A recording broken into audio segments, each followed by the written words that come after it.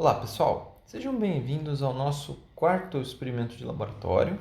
Nesse vídeo eu vou estar dando umas dicas para vocês sobre o que é que vocês têm que fazer e como eu espero que vocês façam. Bom, a primeira coisa que eu vou falar é, provavelmente se você não implementar o Prelab em casa, você não vai conseguir realizar o experimento lá dentro do laboratório, tá?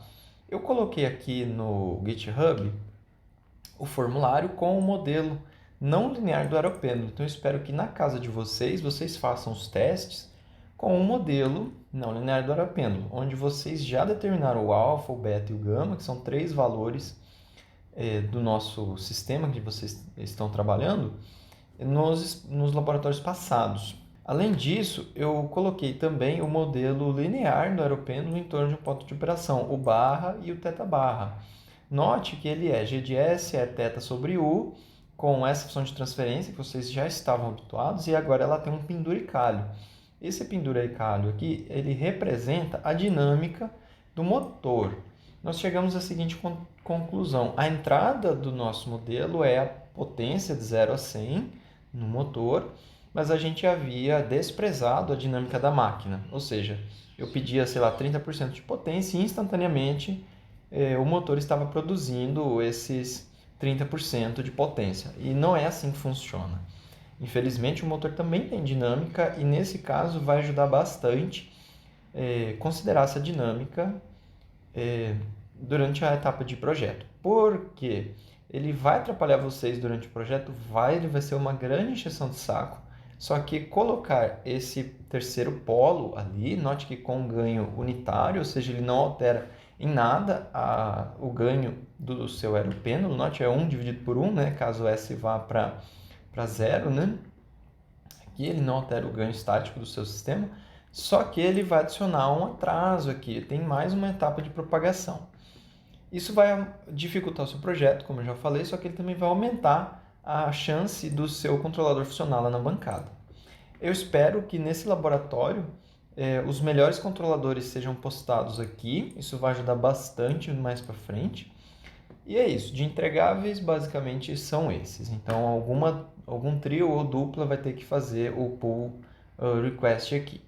O que eu gostaria que vocês fizessem é testar, né, implementar um PID ou alguma coisa similar a um PID, só que usando o LGR, o lugar geométrico das raízes. E depois, lá na aula, eu vou falar sobre identificação do modelo de sistemas instáveis em malha aberta para alguns grupos selecionados. Bom, o que eu tenho que fazer em casa antes de ir para dentro do laboratório? Eu solicito que você projete controladores. A minha sugestão é que você implemente PIDs de modo que a resposta a um degrau em malha fechada tenha as seguintes características: tempo de estabelecimento menor ou igual a 2 segundos, porcentagem de sobressinal menor ou igual a 10% e o erro em regime permanente menor do que 5%. E agora eu vou dar as seguintes dicas para vocês, porque vocês têm que projetar algum controlador. Minha sugestão do PID, mas as dicas que eu dou agora são bem valiosas. A primeira delas é: cada grupo deveria alocar os polos de malha fechada em uma determinada posição. O que é que isso significa?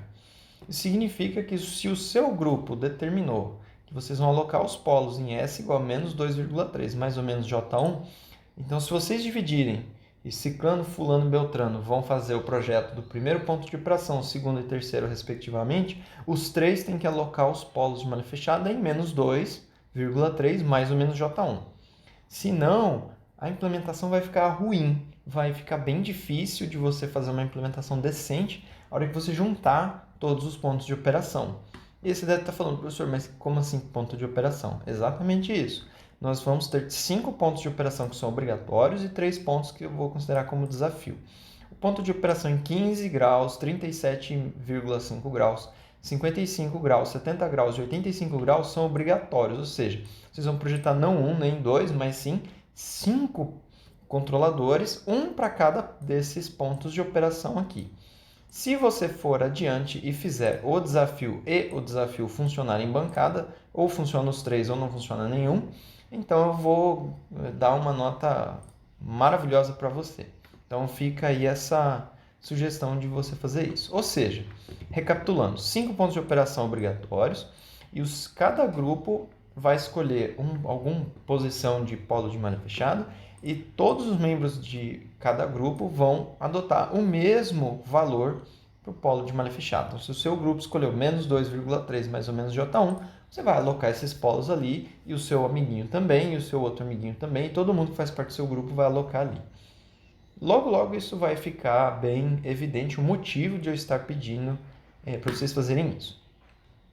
Como vocês estão na disciplina de graduação, vocês provavelmente não vão ter uma aula de ajuste de ganhos, então eu coloquei aqui um vídeo muito simpático sobre ajuste de ganhos. Pode assistir, ele tem uns 15, 20 minutos, mas é um vídeo muito bacana, onde o rapazinho lá faz um exemplo com avião, é uma coisa bem jóia. Então vale a pena dar uma assistida nesse vídeo para você entender o que é esse tal desse ajuste de ganhos. E em resumo se você projetar o P&D para esse cara aqui, provavelmente a hora que você projetar para esse outro cara aqui, os ganhos vão dar diferentes. Por quê? Porque a nossa função de transferência de malha aberta muda. Então, para você manter o mesmo requisito de desempenho no polo de malha fechada no mesmo lugar, provavelmente você vai precisar de vários controladores. Então, fica aí a dica. Essa é a minha ideia. Bom, tendo dito isso, vão mais algumas dicas aí. Você não é obrigado a usar um P&D completo. Você pode implementar um PI ou um PD, ou então um P&D com mais penduricalhos. Ou seja, eu coloquei um P&D, mas eu acho, professor, que aqui eu precisaria de colocar mais um polo e mais um zero. Então faça isso, coloque um P&D mais um polo e mais um zero. Não tem problema nenhum. Poxa, professor, eu não queria fazer um P&D. Então não faça um P&D, faça alguma outra coisa. Mas mantenha a estrutura para todos os projetos que você fizer. Caso contrário, vocês terão problemas na hora de fazer a implementação. Se você decidiu que você vai implementar um P&D, todos os membros do seu grupo vão implementar um P&D. Se você decidiu que você vai implementar um PD, então todos os membros do seu grupo vão implementar um PD. É simples assim. Lembre-se que você também pode fazer uso de pré-filtro. Poucas pessoas fazem uso de pré-filtro. E o pré-filtro é uma coisa maravilhosa. Ele suaviza infinitamente o seu sinal. Ele é maravilhoso. Então, se você for fazer uso do pré-filtro, todos os membros do seu grupo vão fazer uso de pré-filtro. Você vai reparar que no caso do P&D completo, ou mesmo de um PD, ou mesmo se você só estiver fazendo um controlador ali, você vai reparar que às vezes é muito vantajoso você colocar polos distantes com um valor em módulo muito grande. Então, bem distantes da dinâmica que domina o seu sistema. Nesse caso, o que acontece você está limitado pelo período de amostragem, vocês ainda nem sabem direito o que é isso. Mas, imagina o seguinte, se você estiver com um passo de integração muito grande, você não pode simular dinâmicas muito rápidas. Então, basicamente é isso que acontece. Tente não fazer uso de polos ou zeros maiores do que S igual a menos 30, ou mais 30 em módulo. Limite é dentro dessa semicírculo aí. Bom, selecione um único par de complexo conjugado de polos dominantes, já falei para vocês, né? Isso vai ajudar bastante e não é que vai ajudar, né? Isso vai permitir que vocês façam a implementação. E observe o sinal de controle. Se ele for maior do que 80%, provavelmente não vai funcionar na bancada. Por quê, professor? Porque a nossa função de transferência é válida em torno de um ponto de operação. E para o controlador, esse ponto de operação usa U igual a 0%. Se você já coloca U de 80%, você está muito distante do ponto de operação. Então, provavelmente não vai funcionar e vai ficar instável. E você vai ter que refazer o seu projeto em loco, lá dentro do laboratório, o que vai ser muito trabalhoso e vai consumir muito tempo. Então, essa dica aqui é valiosíssima. Limite seu sinal de controle a um número menor do que 80%, a pancada inicial. Bom, eu sugiro também você fazer uso da ferramenta RLTool para fazer os projetos, vai ajudar bastante, tanto na questão didática quanto na questão de fazer conta, isso agiliza bastante. E eu quero que você utilize o LGR. Você pode utilizar lá dentro dessa ferramenta RLTool outras opções. Eu recomendo o LGR porque vocês estão estudando ele, mas cada um, né? Fazer o quê? E lá no laboratório, o que eu preciso fazer? É a implementação. Você chega no laboratório, coloca o blocão do OpenDAC lá, agora você está com a planta plugada no seu diagrama de Simulink, você aperta o play, agora o pêndulo voa, você vai embora. Em resumo é isso. É só isso que você tem que fazer. Coletar os dados para ver quem que vai entregar depois e fazer a comparação entre vocês para ver quem deu melhor e fazer essa implementação ou pull request depois. Bom, basicamente era isso. Para chegar nessas últimas sessões, nessa última sessão, eu preciso falar de algumas coisas. Então vamos lá para dentro do MATLAB, eu já deixei ele aberto. Eu estou entregando para vocês esse script aqui, onde ele já faz os projetos de vários PIDs aqui, 5 pontos de operação obrigatórios. Não coloquei propositalmente os pontos de desafio, porque desafio, eu espero que você faça, não eu. Então o que esse script faz? Você tem que entrar aqui com o alfa, beta e gama da sua turma. Cada turma tem um alfa, beta e gama diferente. Eu coloquei aqui a função de transferência do motor e eu criei as 8 funções de transferência da nossa planta em função aqui desse COSD, né, usando os pontos de operação de 15 graus, 37,5 e assim sucessivamente. Então, quando você apertar Run, ele vai gerar um monte de objetos aqui do lado, mas o mais importante é que ele vai gerar o G1, que seria a função de transferência da sua planta em torno do primeiro ponto de operação, que seriam aqui os 15 graus. Para fazer o projeto, eu recomendo você usar o RL Tool e aí você passa para ele o G1. Pronto, aí você aperta Enter. Aí ele vai carregar essas janelas. E bom, ele é meio confuso, meio bagunçado, mas ele é útil. Você coloca essa janela, vamos tentar organizar a minha tela. Vou colocar aqui e pronto. Aí você faz o seguinte, além de você fazer o projeto do Root Locus aqui, onde você já vê que essas 3 cruzinhas aqui representam os polos de malha aberta do seu sistema, você não pode mexer neles, né? Ou seja, esse polo aqui em -5, ele é referente ao motor, já falei dele, e estes outros 2 polos são referentes à dinâmica do pêndulo. Então você também não pode mexer neles. Note que eu posso arrastar os polos de malha fechada, ó, aqui, representados por esses quadradinhos. Mas eu não tenho a opção de arrastar os polos de malha aberta, porque eles são fixos. Eu não tenho o que fazer com eles. Bom, quais são as primeiras coisas que a gente faz quando abre essa ferramenta? Ele já vai te apresentar aqui na aba Architecture a arquitetura atual que ele está usando. Então você tem a opção de mexer nesse bloco F, que está pintado de verde, que normalmente é o pré-filtro. Você também tem a opção de mexer no controlador e as funções de transferência G e H são fixas. No nosso caso, o H é 1, então não tem nem como fazer nada com ele. Mas o G também é fixo porque é a planta. Ah, professor, eu não quero fazer uso dessa arquitetura. Eu conversei com o meu grupo e eu gostaria de fazer uso de outra arquitetura. Bom, você pode clicar aqui em Control Architecture, ele vai abrir essa janela onde tem essas arquiteturas aqui à sua disposição. Essa é a arquitetura que já está selecionada. Você também pode trabalhar com essa daqui, onde você joga o controlador no ramo de realimentação aqui embaixo. Tem umas vantagens, também tem desvantagens. Você também pode fazer uso dessa outra arquitetura aqui, onde você faz uso não de um pré-filtro, mas de um feed-forward, onde você poderia implementar a curva estática, por exemplo, para você resolver problema de regime permanente, o que vai acontecer se você não quiser adicionar um integrador na malha.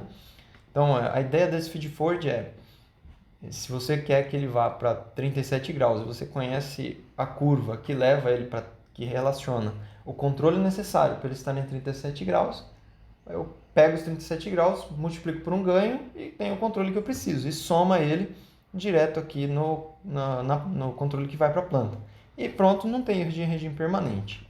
Você vai ter que considerar o erro de regime permanente ainda no seu projeto do seu controlador, mas aí você pode trabalhar, por exemplo, com um erro de regime permanente de 80%, de 70%, ou seja, o seu compensador vai corrigir só 30% de erro.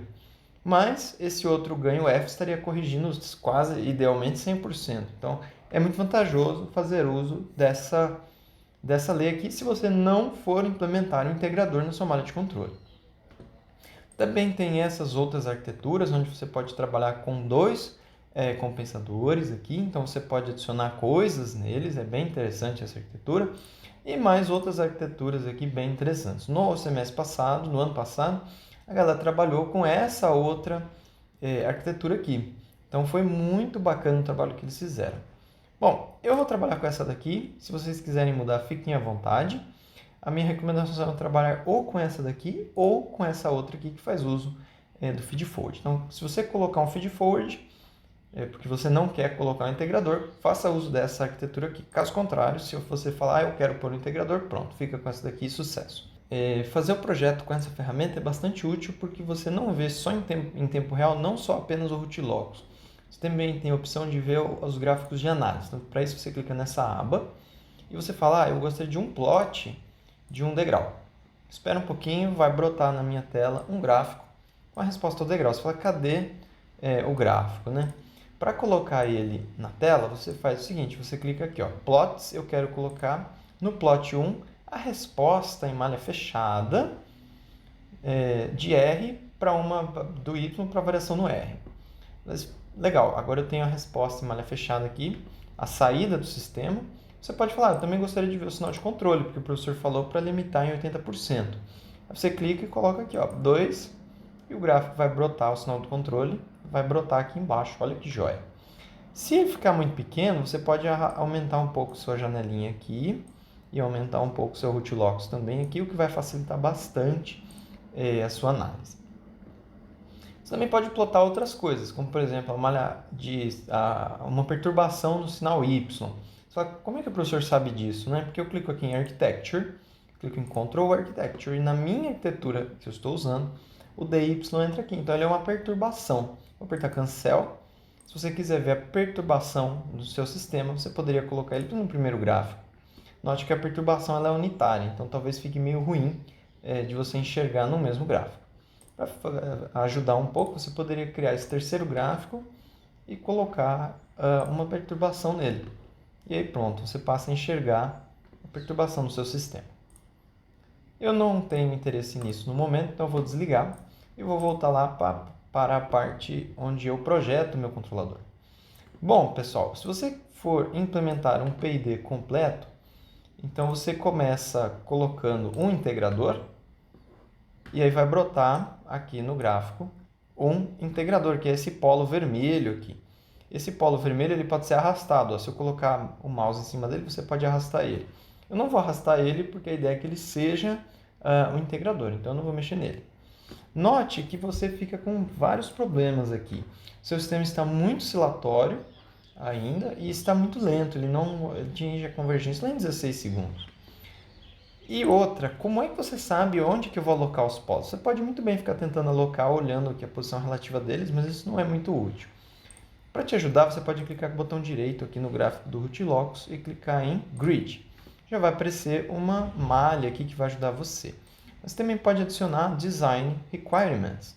Eu especifiquei 2 segundos de tempo de estabelecimento e eu também especifiquei um sobressinal de 10%. Então, percent overshoot, coloco aqui meus 10%, aperto OK.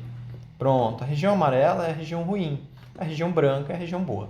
Note que você tem 3 polos de malha fechada agora que não respeitam a região branca. Logo, o único polo que respeita a região branca é um polo que basicamente não domina a dinâmica do seu sistema. Quem acaba dominando é esse polo lento, que esses dois outros polos estão bem mais próximos da origem. Então, bom, simplesmente o integrador provavelmente não vai resolver o seu problema. Então, eu vou colocar um grid aqui, um grid aqui, normalize não, grid, pronto. Se você aumentar muito o ganho de malha fechada, aqui diminui, aqui aumenta, o que aqui acontece? Ele fica instável. Então, note que essas duas assíntotas que correm para o lado do semiplano direito são bem indesejadas, elas limitam o seu ganho. Para você tentar arrumar isso, você pode fazer o seguinte. Como eu vou implementar um PID completo, eu vou adicionar agora um polo real. Esse polo real apareceu aqui em -1. Note que simplesmente adicionando o polo real, já ficou bem decente minha resposta. O que acontece é que eu continuo com um sobressinal muito grande, porque esses dois polos aqui continuam não respeitando a região branquinha. Para tentar corrigir isso, a gente vai adicionar 2 zeros. Eu vou colocar zero complexo, porque eu tenho a opção de ficar arrastando eles pelo gráfico. E aí fica a pergunta, né? Onde eu coloco esses zeros, né? Se você começar a arrastar eles, você vai ver que o gráfico do seu Rootlocks acaba sendo atualizado em tempo real. Então, note que se você colocasse ele aqui, por exemplo, você teria agora a opção de puxar esse ganho para cá e voilà, agora você tem 3 polos que respeitam, mas tem 2 que são instáveis. Então, essa não foi uma boa estratégia. Uma outra opção que você também tem é tentar movimentar o polo que você adicionou. Se você afastá-lo, note o que acontece. Você traz essa assíntota para dentro da sua região branca. Então, provavelmente esse polo aqui você vai querer jogar ele bem longe. Eu vou colocar ele, por exemplo, lá em menos 20. E vou deixar ele quieto lá. Pronto, joguei ele lá em menos 20 e pronto, está feito. Bom, agora eu vou movimentar esses dois zeros. Para fazer a movimentação desses dois zeros, eu vou fazer o seguinte, eu vou trazer eles para próximo dos polos de malha aberta, de modo a tentar atrair a assíntota, de modo que a assíntota se encerre nele. Olha lá, consegui. Coloquei o polo aqui e a assíntota agora começa aqui, corre para dentro dele. Aí você pode perguntar, por que será que o professor fez isso, né? A ideia é que se um polo de malha aberta e um zero, digamos, artificial estiverem próximos, o resíduo deles ele é pequeno, o que faz com que a influência a contribuição dele na resposta de malha fechada seja pequena também. Então essa é uma boa estratégia. Se você tentar alocar esse zero aqui, por exemplo, você vai notar o seguinte. Essa assíntota, note que ela corre para o lado direito. E você já sabe que naturalmente esse polo de malha aberta, esse xzinho, ele vai correr para baixo. Como assim, professor, ele vai correr para baixo? A ideia é a seguinte. Esse polo, ele depende do ângulo θ do aeropêndulo. E quanto maior o θ, mais esse polo corre para baixo. Então, aqui é para ele operando em 15 graus. Se ele estivesse operando, por exemplo, em 27, 30 graus, esse polo estaria mais baixo. Então, se por um acaso esse polo correr muito para baixo, o que vai acontecer? O efeito é que esse zero sobe. E quanto mais esse zero sobe, quanto pior é esse cancelamento, maior é a chance de você ter uma assíntota que acaba correndo para o semiplano direito, que é ruim.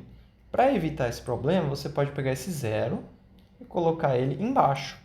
Desse modo, olha só, eu coloquei muito. Se eu colocar um pouquinho menos, ó, o que acontece é que esta assíntota aqui, ela corre para o lado esquerdo, o que é bom.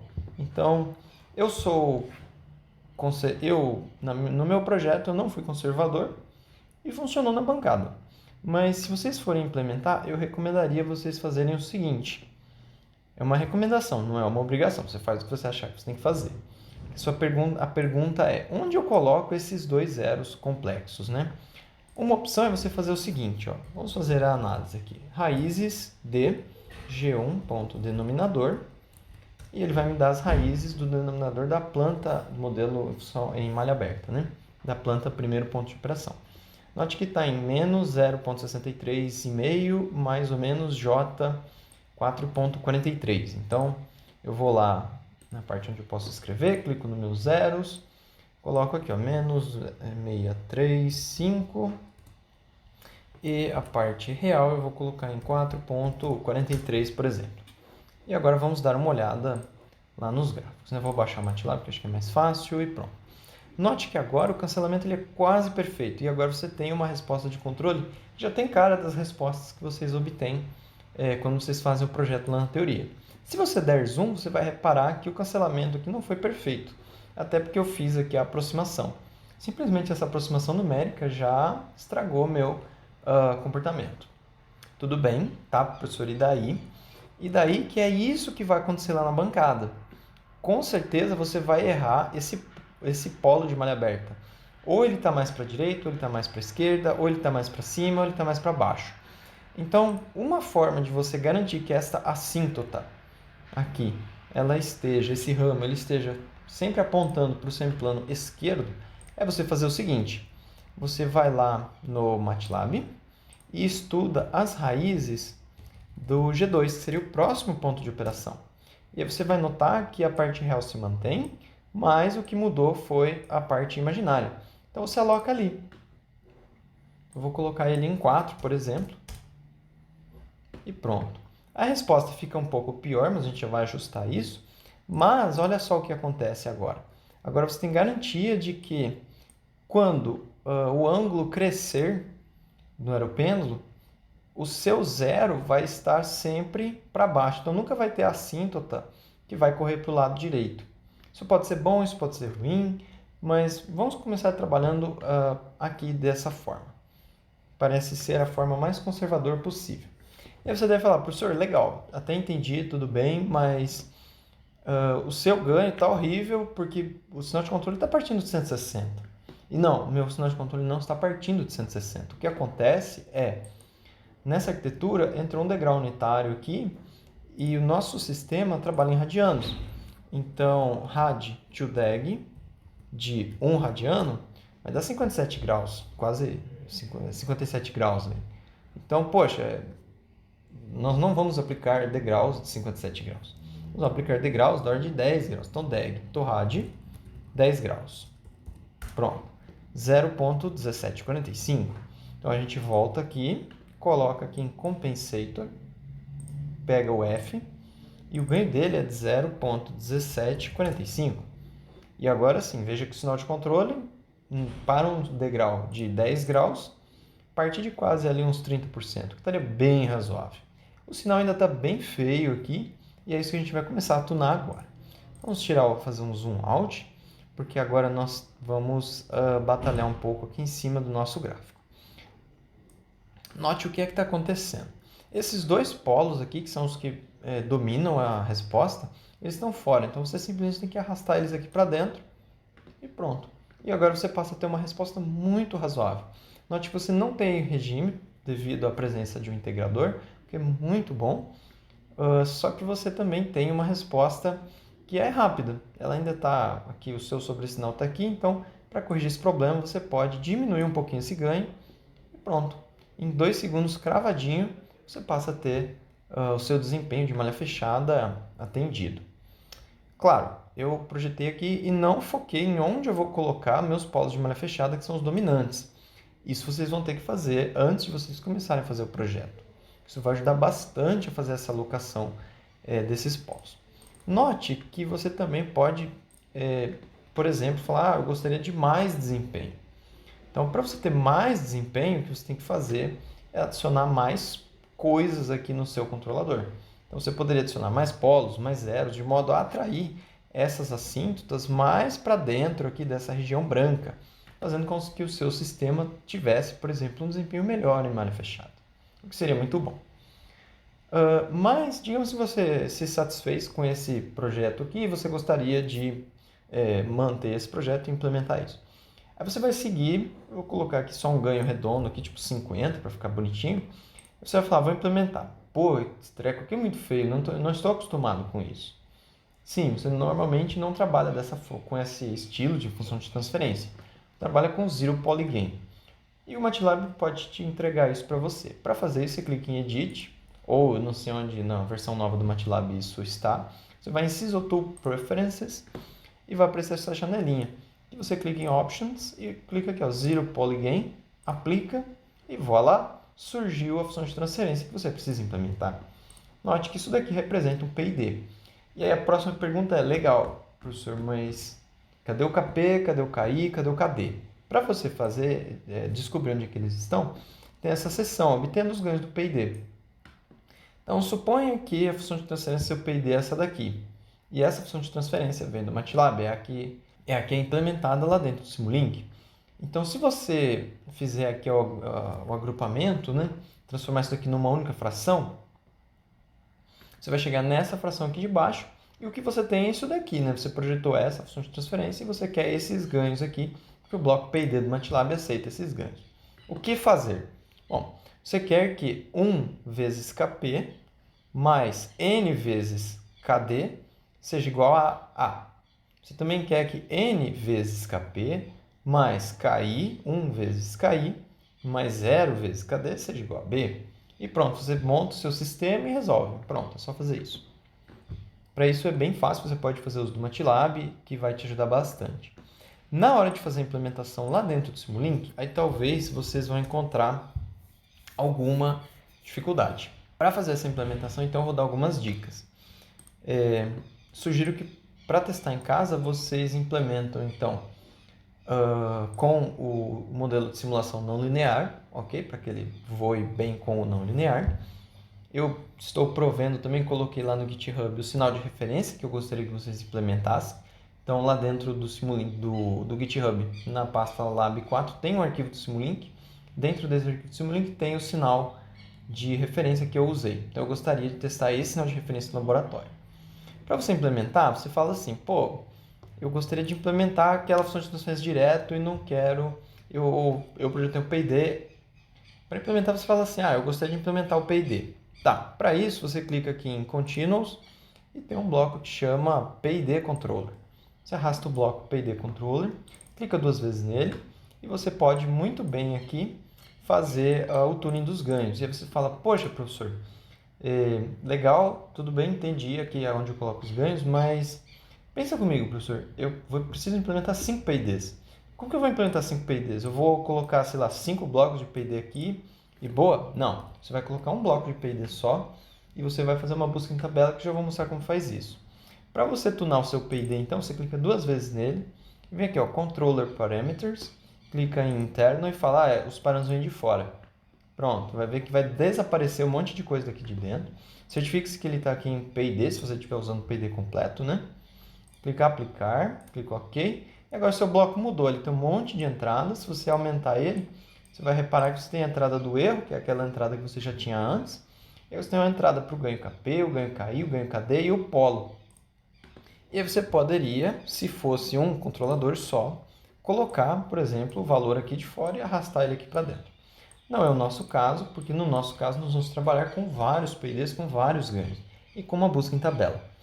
Para implementar a busca em tabela, eu recomendo você clicar em Lookup Tables e arrastar esse 1D Lookup Table aqui e pronto. A sua busca em tabela está implementada.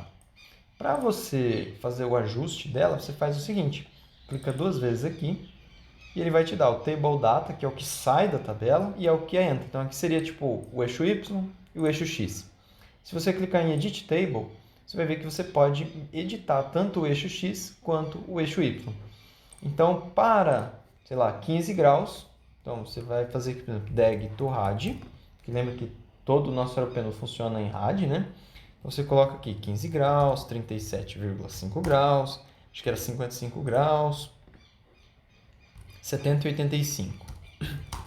70 e 85. E aqui em cima você coloca os ganhos KP dentro de uma lista aqui, né? Um para cada controlador que você colocou. Primeiro é o para 15 graus, depois é o para 37,5, depois é o 55, depois é o 70, depois é o para 85 graus. E pronto. Então, se eu colocasse tipo, sei lá, 10, 20, 30, 40, 50 aqui, e se eu apertar aplicar, no meu caso ele deu um erro, ele está falando, tá, DAG to RAD aqui, faltou colocar um parênteses, né? Então, simplesmente põe um parênteses aqui, agora sim aplicar, ok, ele parece feliz agora. Vamos voltar lá para dentro do Simulink. Ele vai até fazer um plot do gráfico aqui para você ver. A ideia, gente, é que esse gráfico apareça aqui. Ou, se você clicar aqui e clicar no gráfico, esse gráfico tem que ser uma curva mais ou menos suave, tá? Se ele for uma curva que parece um ruído, a sua implementação na bancada não vai funcionar legal. É por esse motivo que eu falo. Escolha uma posição de polo de malha fechada para o seu grupo e implementa isso. Todo mundo projeta para alocar os polos ali e acabou. Isso vai forçar com que essa curva fique suave. Se ela não for uma curva suave, pode ser que funcione? Pode ser que até funcione, mas vai ficar muito ruim a sua implementação. Uma hora o controlador vai ser mais agressivo, outra hora ele vai ser menos agressivo, vai ser um grande problema, isso daí é uma grande injeção de saco para você depois. Sob a pena de, mesmo se você tiver feito o projeto, mas não seguiu essas recomendações, aí lá no lab não funciona, você vai ficar chateado porque você vai embora e vai ficar com zero porque você não implementou. Aí eu não tenho o que fazer, porque eu estou avisando como fazer o projeto de maneira decente, tá? Legal, você implementa então 5 buscas, as suas 4 buscas em tabela aqui, uma para cada entrada aqui do seu PID e pronto.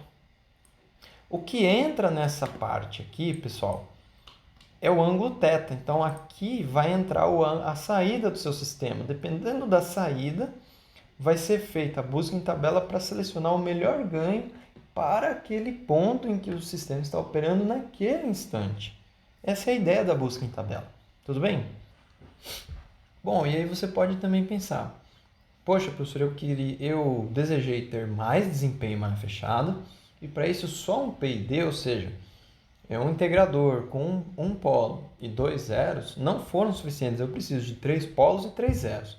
Como eu faço isso, professor? Bom, Por exemplo, você vai lá naquelas janelinhas do projeto, adiciona o seu polo real, adiciona o seu zero real, por exemplo, que vai fazer com que coloque o seu polo, sei lá em 30, bem longe, para ele incomodar pouco. Note que agora o controle está explodindo, né? Porque o seu zero está aqui.